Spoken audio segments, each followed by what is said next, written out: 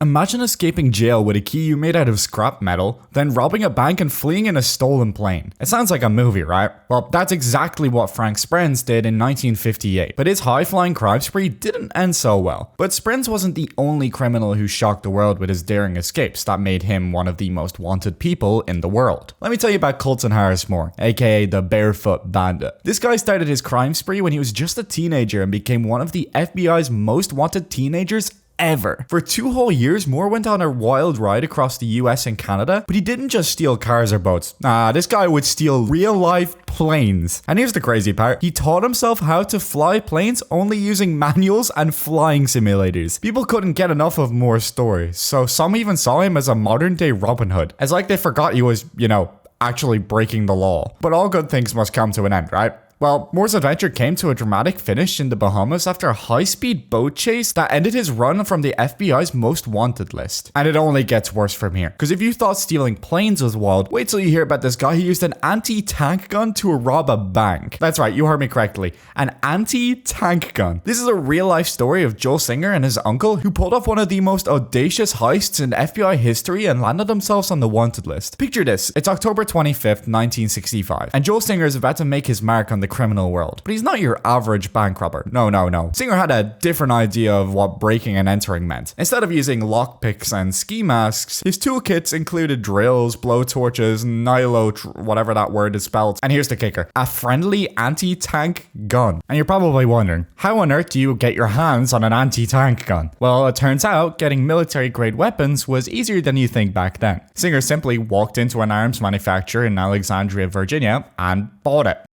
Legally. But here's where Singer's criminal genius actually shines. After buying a gun he reported it stolen from himself to cover his tracks. And when the FBI first caught wind of the heist, they thought they were dealing with a terrorist plot. I mean, who uses an anti-tank gun for a robbery? The feds were left scratching their heads trying to figure out what kind of criminal mastermind they were up against. As Singer and his uncle managed to break into the Brinks security vault and make off with $423,000, it might not have sounded like much. But in today's money, that's a small loan of about $3.3 million.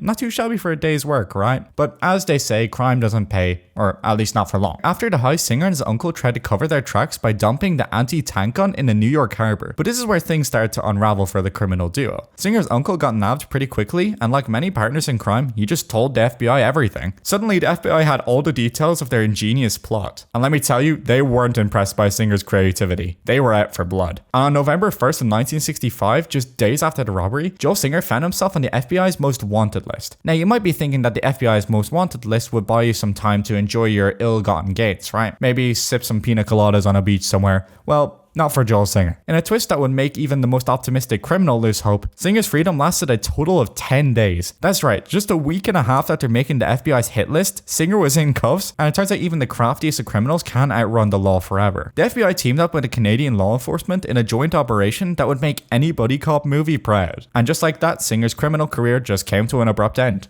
After all that planning and all of the risk, how much money do you think stolen was actually recovered? A total of a whopping $188. That's it. All the efforts for less than $200. It's almost enough to make you feel sorry for the guy. But remember Frank Sprenz I mentioned earlier? Well, his story is even crazier than you might think. This guy started his criminal career when he was just 11 years old. That's right. Whilst most kids were playing with toys, Sprenz was already getting into trouble with the law. But Sprenz really made a name for himself in 1958 when he pulled off one of the most incredible prison breaks ever. Picture this. Sprenz is locked in a Summit County jail in Akron, Ohio. Most people would just sit there and serve their time. But not our guy Frag, he's got other plans. Using none other than scrap metal he found lying around, Sprenz crafted a homemade skeleton key, and now this wasn't any flimsy piece of metal. This key was so well made that it not only freed Sprenz, but also 4 of his inmate friends. It's like he was running his old jailbreak service. Once he was out, Sprenz didn't exactly lay low. Instead, he went on a 1-year-long crime spree, which would even make some of the most daring criminals jealous. He robbed a bank in Hamilton, Ohio, which is pretty standard criminal stuff, but here's where it gets wild. Instead of using a getaway car like a normal bank robber, Sprenz decided it was time to up the ante, where he stole a plane and flew it away from the bank. Now you might be thinking, surely this is where he gets caught, right? Wrong. Sprenz managed to evade capture for an entire year. He was like the real-life version of Tom Cruise and Top Gun Maverick. His exploits were so audacious that they caught the attention of none other than J. Edgar Hoover himself. That's right. The big boss of the FBI took a personal interest in catching Sprenz, landing Sprenz near the top of the FBI's most wanted list. Hoover launched a massive manhunt to catch Sprenz, and it was like a game of cat and mouse, with Sprenz somehow always managed to slip away just in time. The FBI was pulling out all the stops, but Sprenz was proving to be one slippery customer. But as they say, all good things must come to an end, as Sprenz's luck finally ran out in 1959, where he crash-landed a stolen plane into Cozumel, Mexico. Can you imagine the scene? This guy had been outsmarting the FBI for years, was brought down by his own piloting. That's rough. After his capture, Sprenz was shipped off to the most infamous prison in America, Alcatraz. Now you think being locked up in the Rock would end up putting a stop in Sprenz's criminal career, right? Well, not exactly. In a twist of things that nobody saw coming, Sprenz decided to use his time in Alcatraz to study calculus and make art? That's right, this master escape artist turned out into a math whiz and ended up making art behind bars. He was drawing cartoons and paintings like he was in some kind of bizarre art school instead of a maximum security prison. It's almost like Sprenz was trying to reinvent himself. One day he's robbing banks and flying planes, and then the next he's solving complex equations and creating masterpieces. Despite all of doing this in prison, Sprenz just couldn't seem to keep his foot out the door of crime. Even after his release, he kept getting into trouble with the law right up to his death in 2016 when he was killed by a cow? Wait, it turns out that Sprenz was taking off in a stolen plane and he ended up swerving to avoid hitting a cow and it ended up killing him. Anticlimactic, I know. But before I continue, I'd like to ask if you could subscribe. You're like 6 minutes into this video already, so you're obviously enjoying it, so it would mean so much. Now, you might think we've seen it all when it comes to criminals outsmarting the law, but just wait until you hear about Donald Eugene Webb. This guy wasn't your average crook. He was a ghostly gangster who managed to haunt the FBI's most wanted list for decades. Born in 1931 in Oklahoma, Webb wasn't content with a simple life of crime. No, he had to go big or go home. He became a skilled burglar and bank robber, but that wasn't enough. Webb decided to level up his crime career by cozying up with the Patriarca crime family. But Webb's life of crime took a deadly turn in December 4th of 1980. What should have been a routine traffic stop turned into a nightmare when Webb allegedly murdered police chief Gregory Adams. But this wasn't just any murder. No.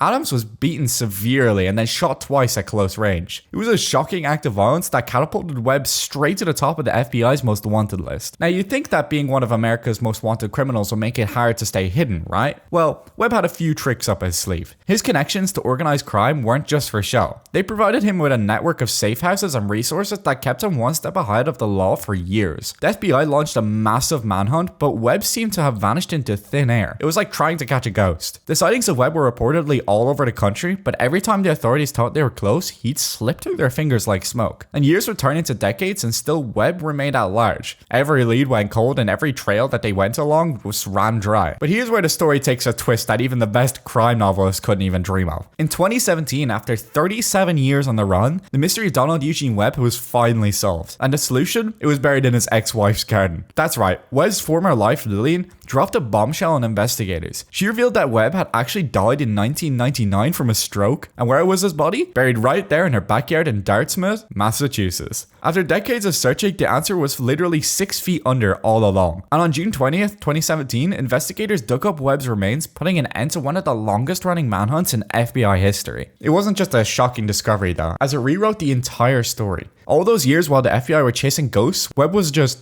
dead. But if you think a crime family was impressive, wait till you hear about Joaquin El Chapo Guzman. This guy just didn't steal planes. He built an entire drug empire around it. Born into poverty in rural Mexico, El Chapo rose to become one of the most powerful drug lords in history. It was like rags to riches stories, except only with more guns and cocaine. El Chapo co-founded the Sinaloa cartel in the late 1980s. And let me tell you, this wasn't your average neighborhood drug ring. These guys took drug trafficking to a whole new level. We're talking the sophisticated distribution networks that would make Amazon jealous. The Sinaloa cartel was moving mind-boggling amounts of cocaine, meth, marijuana, heroin all across America and beyond. It's like they were like a frequent flyer program for drugs. But here's where El Chapo's story gets really wild. In 2001, he pulled off an escape that would make Houdini proud. Picture this. El Chapo's chilling in a maximum security prison, probably planning his next big shipment. But instead of sitting there, he decided to make a break for it. And how did he do it? He hid in a laundry car. That's right. The most wanted man in Mexico escaped in something you'd use to carry your dirty socks. You think after that El Chapo would lay low, right? Maybe retire to a nice beach somewhere. Nope. He goes right back to running his drug empire. For over a decade, he's out there living his kingpin life while the authorities are tearing up their hair trying to find him. Fast forward to 2014 and they finally catch up to him. Game over, right? Well, No, El Chapo had more tricks up his sleeve, and it was a doozy. In 2015, El Chapo pulled off an escape so audacious, it makes the laundry cart trick look like child's play. Imagine you're in a maximum security prison. There are guards everywhere, cameras watching your every move. How do you get out? Through the front door? Nah, it's too obvious. Not if you're El Chapo. You go down. El Chapo's associates dug a tunnel, but not just any tunnel, mind you. We're talking a mile-long, fully ventilated, well-lit underground passage that led right into his cell. It's like something out of a James Bond movie, only real. The tunnels even had a motorcycle on rails to speed up the escape. I mean, who thinks of this stuff really? Well, El Chapo apparently. So picture this. 1 minute El Chapo's in a cell, probably doing push-ups or whatever drug lords do in their free time, and the next minute, poof! He's just gone. Not even El Chapo's luck could last forever though. As in January 2016, the authorities finally caught up to him in Los Mochis, Sinaloa. And this time, they weren't taking any chances. No more security prisons or El Chapo. Nope, they just shipped him off to the good old US of A. In 2017, El Chapo found himself in New York courtrooms facing a laundry list of charges that would make even the most hardened criminals sweat. We're talking drug trafficking, organized crime, the whole 9 yards. It was like the greatest hits album of criminal activities. Just try with something like it was out of a crime thriller, and by the time all of his old associates were finished ratting him out, El Chapo's reputation was in tatters. But hey, if you enjoyed this video, click the one on screen. YouTube thinks you'll like it. We do too. It's a pretty good video. Right, bye bye.